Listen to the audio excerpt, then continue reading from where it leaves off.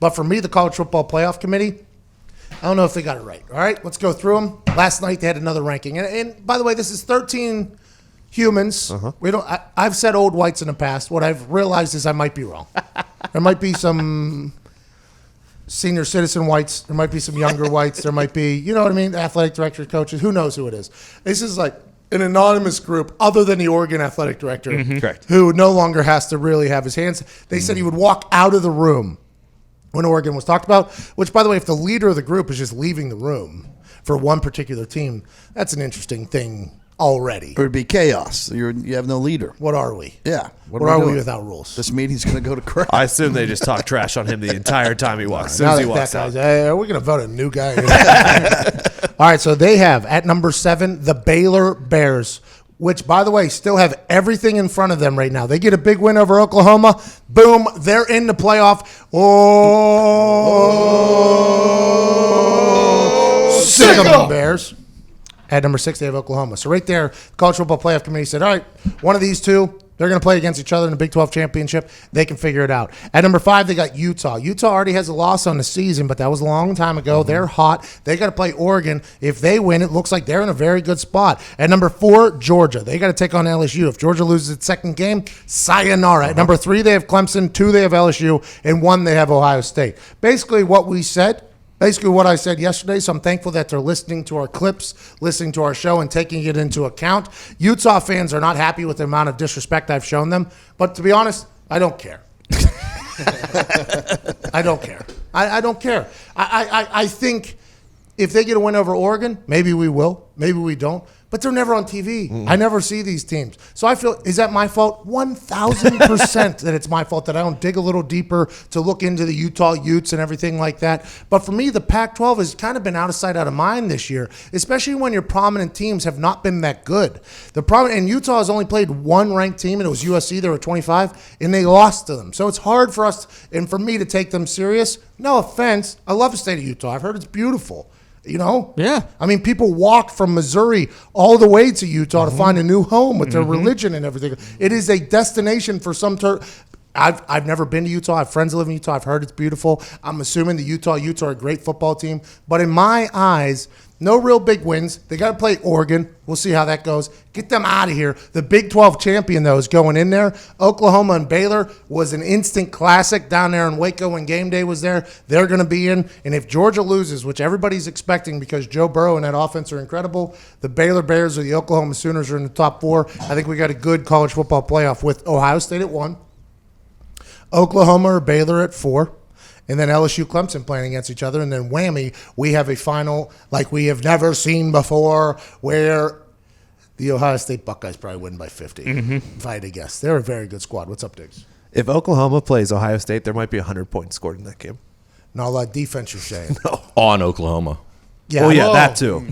I think it might be 73-37. The biggest question, that'd be quite an 110. over. 110, yeah.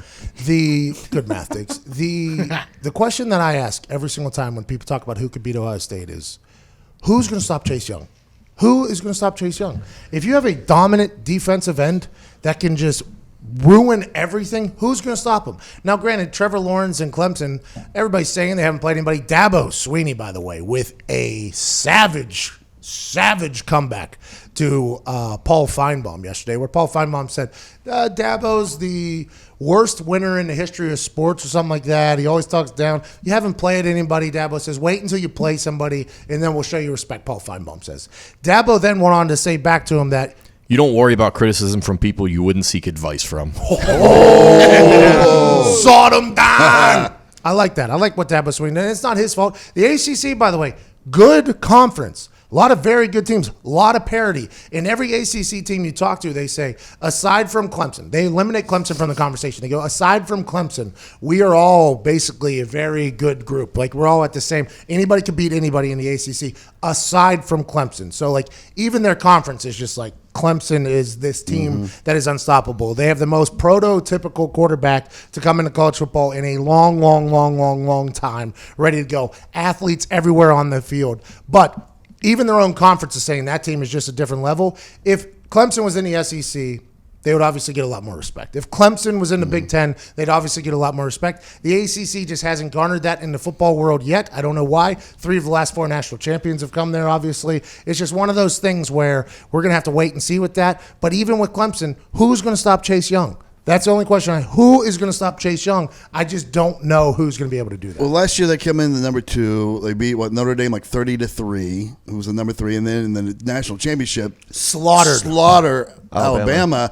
They come in with so much more. Like you don't know as much about them because they're not tested as heavily. Is there any fear at all if that's going to happen again? They're just that much better than everybody, regardless of what you see from the other conferences. By the way, could be, but the problem is they started out a little bit sluggish, right? Yeah. North Carolina, new coach Mac Brown last year, I think they only had 2 wins or something. Took them to almost beat them. I mean, if Sam Howell gets in for the 2-point conversion, they beat Clemson, and that's on everybody's minds. That's on everybody's minds. That they're like, well, Clemson struggled with North Carolina. That's all anybody ever says, right? Just like Georgia lost to South Carolina, struggled with Kentucky is always the next line that comes out. So these are the things, since everybody doesn't play everybody, you have to take into account. But let's assume that Trevor Lawrence, Dabo Swinney, and Clemson are going to show up. The question is, who stops Chase Young? That is the only question that I have, and I don't know if anybody can do it. And who can stop their offense? J.K. Dobbins Well, that's what I'm saying. Like, let's say that you can figure out a way to slow J.K. Dobbins and Fields down. Let's just say you can. I don't know if you can, right? But let's just say you can. How can you keep up with whatever they do on offense when you have a guy that is a game wrecker who rested for 2 games? Sorry. He was suspended for 2 games. How do you slow that guy down that is going to be able to do damage? I'm just not sure of it. Personally, I think the only team, actually the team that matches up best against Ohio State is Georgia because they can run the ball and they probably have the best O-line in the country. But Georgia's, there's no way they stay at 4. They lose and they drop out. Or if they beat LSU, do they go up to 3 or does LSU go down to 4? What happens if Georgia somehow beats LSU? That'd be awesome. Because it would just be full pandemonium. You'd be like, well, this isn't what we thought. You see those 13 people's just heads start exploding. Did anybody expect this to happen? No. But now we would have 2 SEC teams in the college football playoff, which I would assume everybody would be happy. ESPN would be happy. Everybody would be happy, like if 2 SEC teams were in there. But the Big Ten seems to have the ace in the hole, which is that Ohio State team, which is going to be very interesting. I don't know. I'm excited I'm pumped that I'm not in that room to make that decision. But for me, Joe Burrow is just so good. I think LSU wins by a pretty safe margin this weekend. I think the execs are hoping that Baylor loses to Oklahoma, Utah loses to Oregon, and then LSU beats Georgia so they could just slide Oklahoma in there, and it's all powerhouse teams that they know will travel and they'll know get good ratings. And by the way, there's a lot to that, a powerhouse team. There's a reason that teams are powerhouse teams because they have a good organization, they have a good program, they have good fans, they have good facilities, they have good everything. But the reason why college football is so good is because teams can come out of nowhere. Like this Baylor team is come out of nowhere. Every team that stinks looks at the Baylor team and they're like, you see what Matt Rule did with Baylor? That could be us next year if we get good. You see what Baylor did? That's what everybody thinks. And if Baylor, the underdog story, can beat Oklahoma, which they had them. They had them. They were up 20. And they're a team that's a closing team, too. Like, they're good in close games. Charlie Brewer, their quarterback, is a stud. He loves those tight things. Now, granted, he'll throw a couple picks early. Has zero fear on the backside. He'll continue to go. He normally wins those close games. They lose that Oklahoma one. But if they're undefeated right now, you think they're in the top 4? Have to be. Yeah. You can't leave them out. I don't know. I just know it's all in front of them. I'm excited for this weekend. I'm pumped up about it. Down there in Atlanta, College Game Day is going to be down there at the SEC Championship. Down there with Ed Oregon and the boys. LSU. That's going to be a good one, though. Yeah. That run game can really drain the clock, by the way. So you drain the clock, you keep Joe Burrow and a talented offense off the field. All of a sudden, it's a new game. Now, if you can't run the ball, though, and you get stuffed a couple times, and you're playing from behind, that could be tough, even for Jake Fromm, State Farm. We've got a good weekend coming up, man.